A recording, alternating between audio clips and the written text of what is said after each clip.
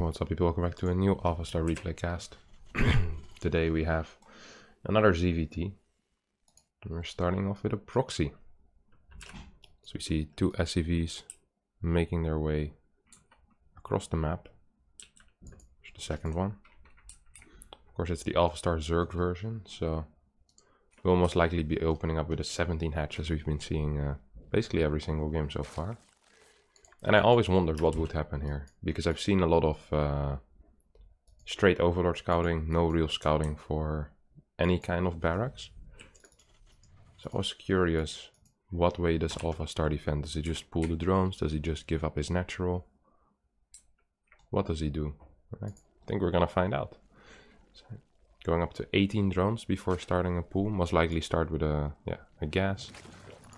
And this bad boy will build the pool. And then Alphastar will have absolutely no information. He's actually scouting a little bit with the second Overlord.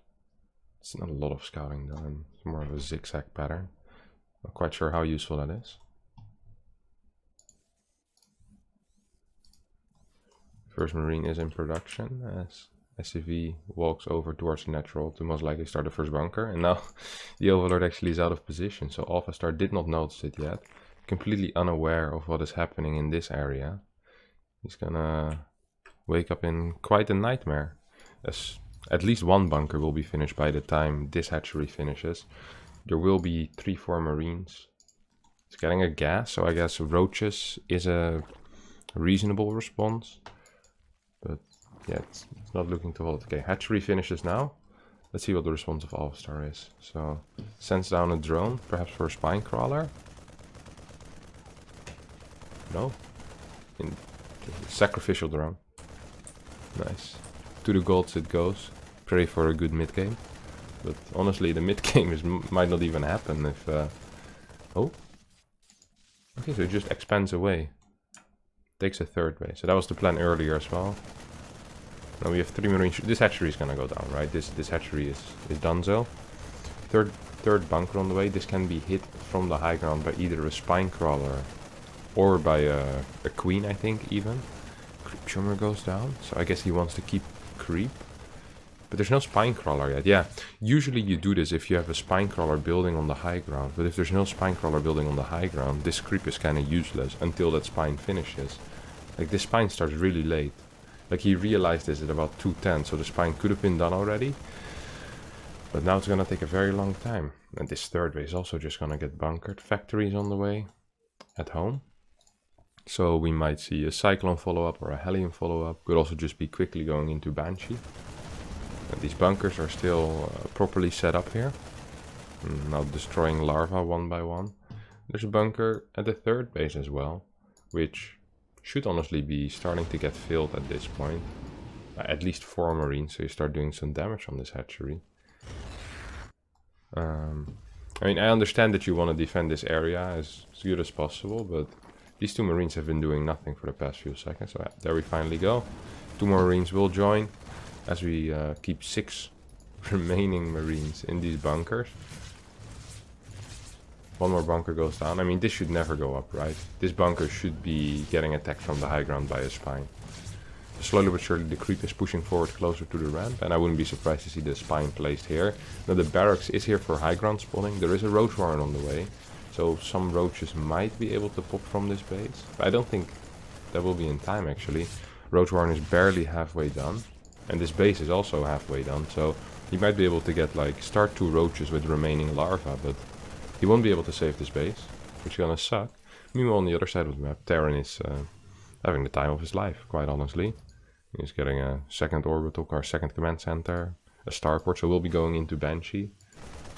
We have no roaches being produced at this base, so this base is given up, pretty much void.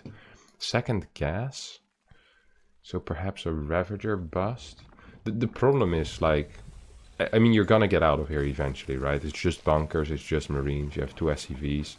One way or another you're gonna bust out. The real problem is there's a CC done with an orbital command. You're going to be dealing with a Banshee, and you're going to need at least a Spore, but moving across the map is going to be very difficult. You're going to need a lair at some point to get an Overseer to basically send drones in between the bases, or you're gonna need to make like a spore over here, a spore over here, another spore over here, just to keep your drone transfer safe. Now, like I said, the Ravagers will help him pull out eventually, but Terran is just gonna sacrifice or salvage their bunkers one by one. Second barrack comes in, so... Wait, and then a third barrack starts at home. So I'm not sure if it's gonna be bio or mech, but could be either. Third CC starts as well, so he's gonna go up 3 base versus 1. As one Ravager is very close to falling, with some good micro by Alphastar, actually, with all the roaches. Slowly microing back and forth, so actually he's doing a pretty decent job here. Making sure to keep everything alive. I mean, he does have a decent count of Ravagers. The problem that I have here is that there's a Banshee out already, there's no cloak, and there's a tank. So this area is relatively safe. As long as the tank doesn't die to 3 Ravager shots, I think our Terran is going to be in an absolutely fine spot. Especially the moment the second Banshee comes out. I mean, there's really not that much Alphastar has that shoots up. Like, he could, in theory, kill the tank, and I guess with Biles, it might be possible that he can kill this. But yeah, I mean, these are some bad Biles. He's just going to lose 2 Ravagers immediately for free. 3 Ravagers left, and I think he'll just have to return back home. He's getting double hatcheries at home. Starting some creep spreading again. What's this? Okay. So it's gonna be bio most likely, as we see 2 barracks. And one of the barracks is switching into a tech lab to get Stim out as well. This barracks is still scouting, by the way, and he's having a blast. And making sure that the queens are seeing, or that he's exactly seeing what's happening, but all he sees really is queens. And I think Alphastar just biled one of his own creep tumors while trying to bile this barracks, which is nice. Double eBay. So 1-1 upgrades will be way faster for our Master Terran player than they will be for Alphastar, who is gonna struggle to keep up, right? He sees the 3rd CC at this point, he's like, oh my god, well, I guess he can't really think. Bleed blue blob is what he thinks, and once he sees the double eBay already working, he's gonna think bleed blue blob again. As it's gonna be an uphill battle for sure. 2 Banshees show up. Is there cloak yet? There's no cloak, but there's no spore either here. So these Banshees will be able to get some damage done. Get a couple of workers. Of course, they already had some kills on them from earlier. Those Ravagers and those Lynx do count as well. A couple more drones going down. If he had cloak here, I think the game would have just instantly ended. As there's no spore in the natural. Well, there's one here. I'm not sure what it's doing. There's a spore. Very odd locations, honestly. These are the most random place spores I've ever seen. 4 Ravagers standing guard. In case an air unit shows up, they will chase it. And then try to hit it with a bile and not hit. So Banshee comes back in, kills a couple more workers. Actually, might get 3 more workers. Does die in the end, but 13 workers killed. Our Masters player is up 42 workers against only 38. And the income is quite a lot higher, of course. When you have 3 bases with orbital commands, you get 3 mules, and these boys work really hard. Look how fast they go. Lots of money every time they go. So you see the income is absolutely rocketing up. Meanwhile, Alphastar finally thinking about tacking to his lair. No Evo chambers out yet, don't forget. 1-1 is already done for our Terran player. And I think the moment our Terran decides to move out, this game is going to be pretty much over, as I don't really see a way for Alphastar here to hold. At this moment, his only fighting army is 4 Ravagers and 4 Queens, which I know Queens are good, but this really is pushing it. 4th base is on the way already. 2-2 starts.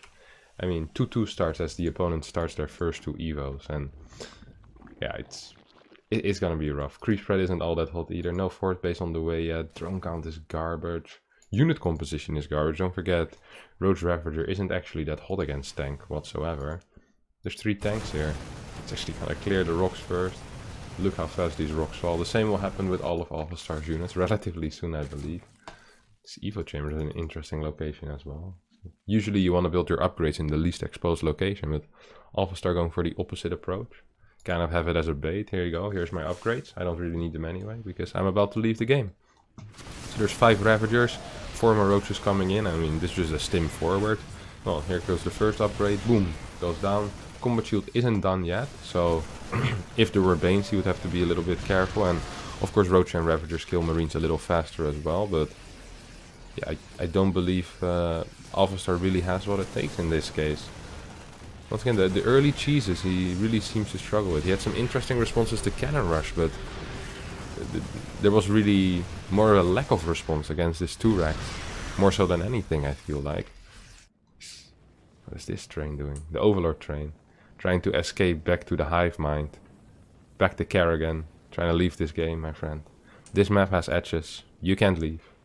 You'll have to die with the rest of your Zerg brethren. As we see the Terran player moving forward. Taking out, yeah, I mean, Roach after Roach after Roach. And a couple of Biles miss absolutely everything again.